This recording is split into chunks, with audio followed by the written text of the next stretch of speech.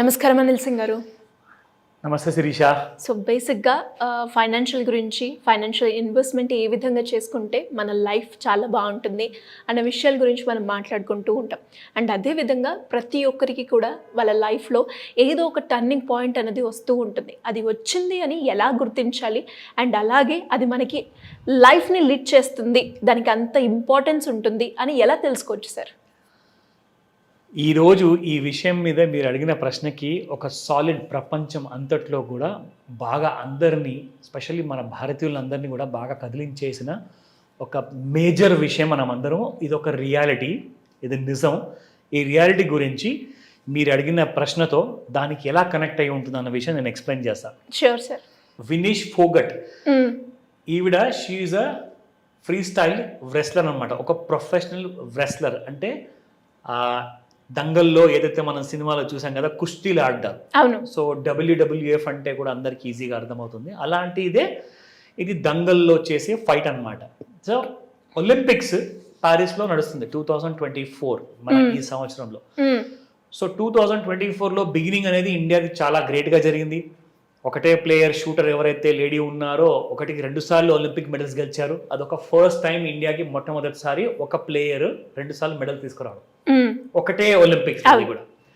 So చూడబోతే నిన్న ఒక విషయం జరిగింది. ఈ విషయంలో ప్రపంచం అంతా కూడా కంప్లీట్గా ఇప్పుడు కూడా నమ్మలేనంత షాక్లో ఉన్నారు.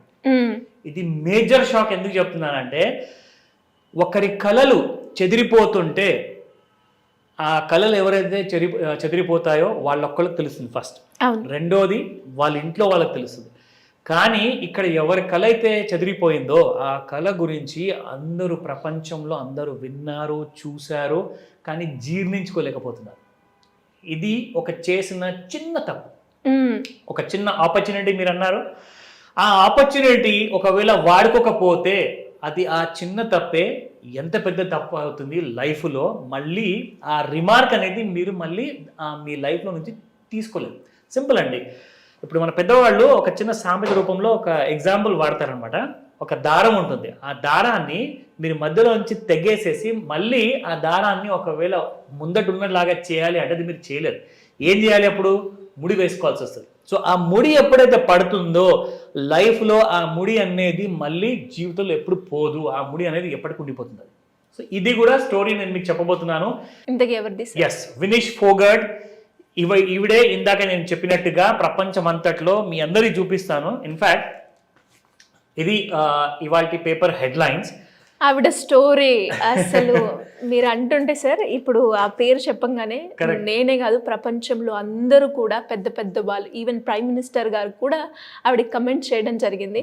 నిజంగా ఆవిడ ఇప్పుడున్న మానసిక పరిస్థితి మాత్రం చాలా దారుణంగా ఉంటుంది.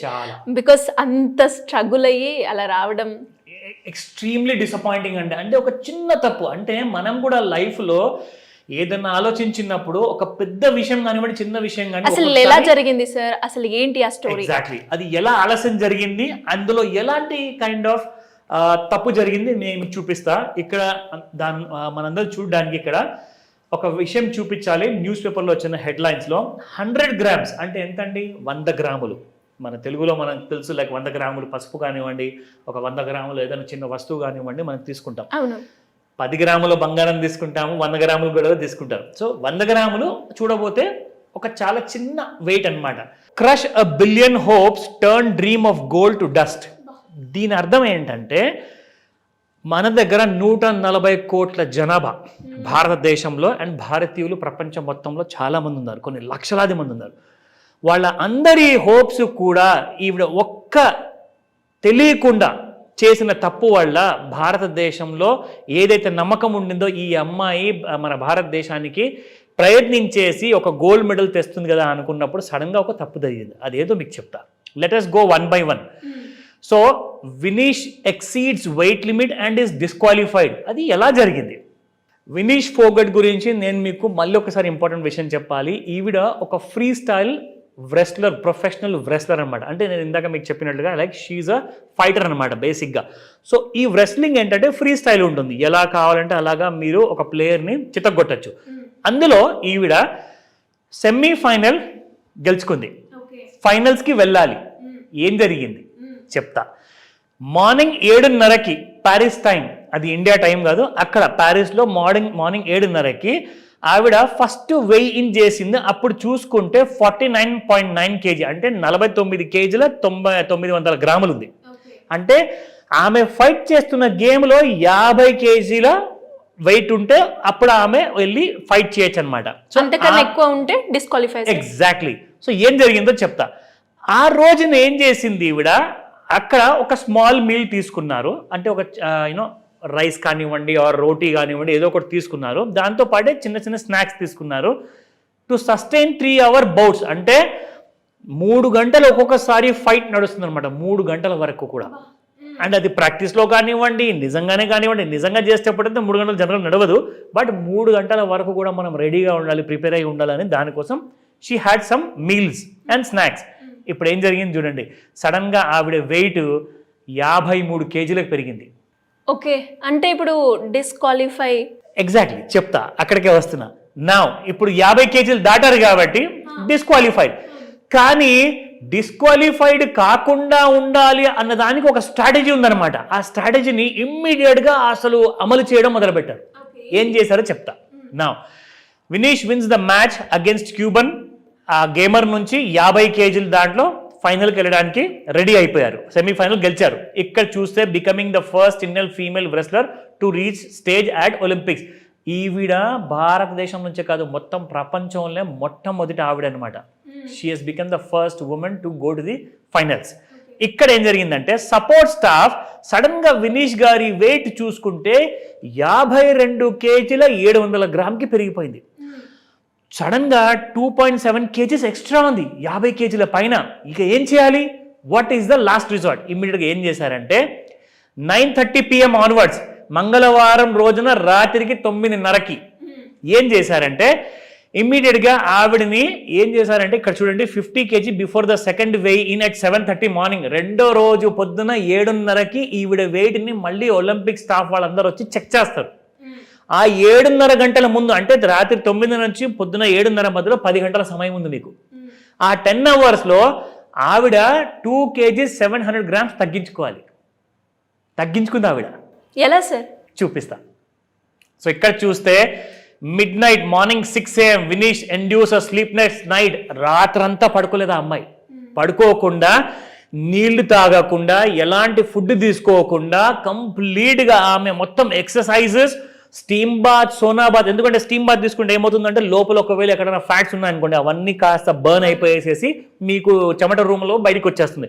అన్నీ చేయించారు. మొత్తం చేసిన తర్వాత ఇక ఆవిడ ఒకవేళ ఇంకా ఎక్కువగా స్వెట్ తీసుకురాలేకపోతే బయటికి కంప్లీట్లీ ఆమె హెయిర్ని కూడా కట్ చేసేసారు.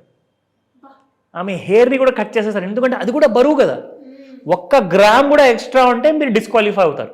కానీ ఆయనే కానీ ఆమె మొత్తానికి 2.7 kgs తగ్గించడానికి పూర్తిగా చేసింది ఆవిడ ఎఫర్ట్స్. ఏం జరిగిందో లాస్ట్ మినిట్లో ఇప్పుడు చూపిస్తా.